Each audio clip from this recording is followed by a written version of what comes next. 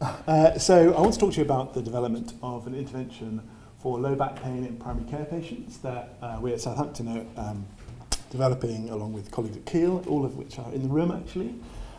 So yeah, I don't think with the current audience I need to sort of stress that how big a problem low back pain is and the disability it causes, and also how self-management is key, particularly in primary care, in helping patients deal with that back pain. So the idea of this project really was to see, can we develop kind of a novel digital technology to really support patients to self-manage and, if you like, become experts at self-managing their back pain.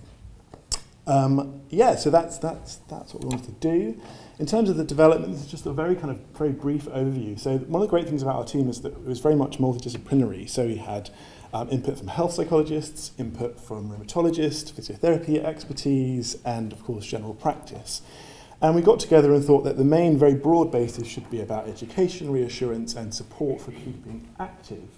And then at Southampton, we have this software called Life Guide that we can use to build online interventions in-house, which means we as researchers get direct control rather than it going out to developer, which is really handy. So once we had a kind of a basic system, which actually runs over 6 weeks with 6 sessions, we wanted to run it past patients, because again at Southampton we're really interested in working with patients for the development process, because you could have an intervention that has all the kind of theory elements you like, but if patients won't engage with it, it's potentially a bit of a waste of time. So that's what we did. We worked with 22 patients from primary care with low back pain, and Rosie sat with them and went through the intervention and didn't just ask for information on, could they navigate through it, or do they like blue or green. Really tried to listen to the patient's experiences of back pain and see what they thought with regard to how they might use something like it and any issues they may have. So just a really top line of some of the interesting findings. The main things that was, importantly, is that patients seemed really willing to use this kind of intervention, but with a recommendation from a GP, so to really enhance the credibility, almost as though they were wary of this kind of information just when looking on the web.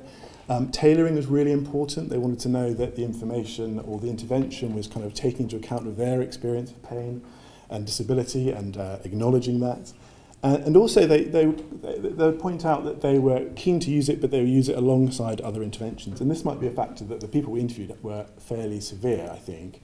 So that I don't think they like the idea of this would be the only thing they got, but saw it as being potentially very valuable when used alongside other things. Pleasingly, just in terms of navigation, they found it engaging and acceptable. So that's I think that's my time up, but those are some quotes from patients which perhaps you can read when I answer some questions. And we're just nearing the end of the recruitment period for a feasibility trial where we'll compare intervention standalone with the intervention with telephone support from physiotherapists compared to usual care. And I should say that all intervention arms will get usual care too. So that's where we're at.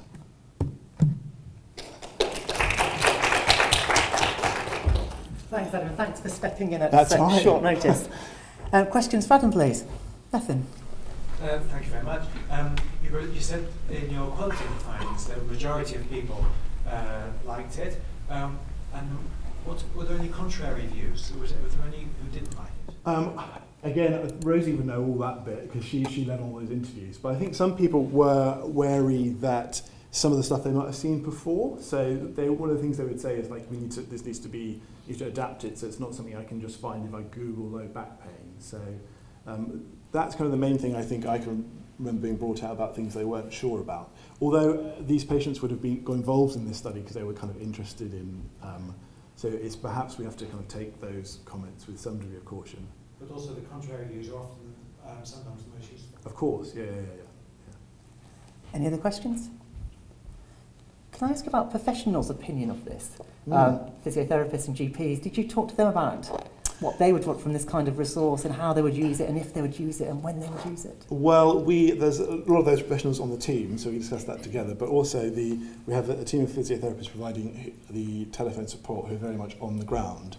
So we're able to show them through it and talk to them through it and get their feedback.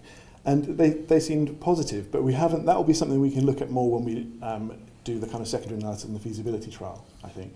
Yeah. Any further questions? Thank you very much, Adam. Thank you.